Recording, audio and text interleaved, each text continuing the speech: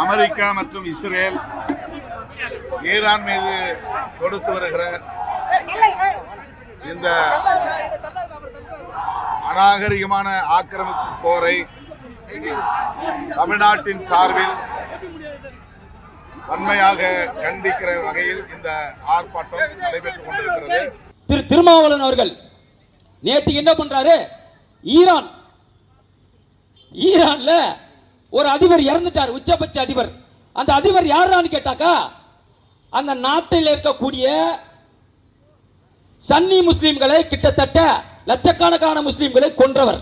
அது மட்டுமல்லாமல் இஜாப் போடலாம், ஒரு இஜாப் போடுவாங்க இல்லையா, இஜாப் சரியாக போடவில்லை என்பதற்காக ஒரு பெண்ணை நடு ரோட்டில் தூக்கிலிட்ட ஒரு கயவனவன்.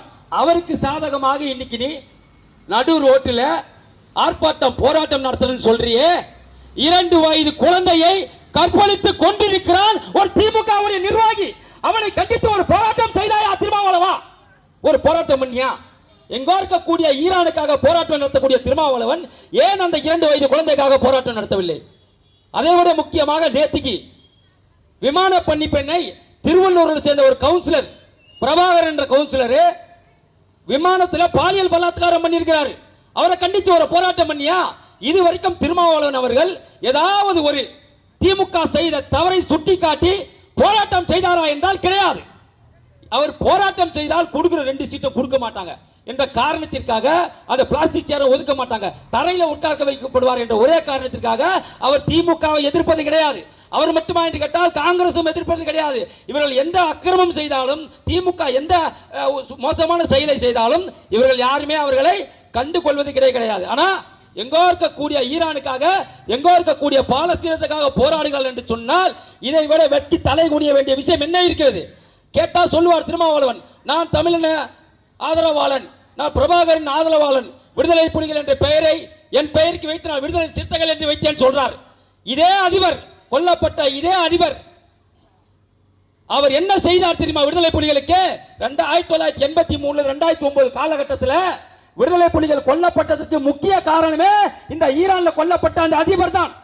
அந்த அதிபர் தான் இலங்கைக்கு ஒட்டுமொத்தமாக ராணுவ தளவாடங்களை கொடுத்தது, அவர்களுக்கு போர் விமானங்களை கொடுத்தது எல்லாமே.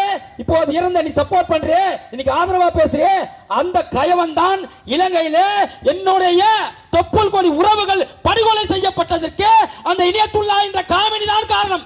ஆனா வெக்கமே இல்லாம மானம் கட்டவனே, அவனுக்கு ஆதரவாக இன்னைக்கு ரோட்ல நீ பிரச்சாரம் பண்ற, அவனுக்கு ஆதரவாக நீ பதாகையை தூக்கி கொண்டு திடீரென்று சொன்னா தமிழன் என்று சொல்வதற்கு வெக்கி தலையுனே வேண்டாமா? நீ 1.25 லட்சம் தமிழர்களை கொண்டு குவிச்சான். அவனுக்கு உதவியாக இந்த அந்த ஈரானிய அதிபருக்கு நீ ஆதரவா செயல்படுறன்னு சொன்னா நீ தமிழன் என்று சொல்வதற்கு உனக்கு வெக்கமா இல்ல?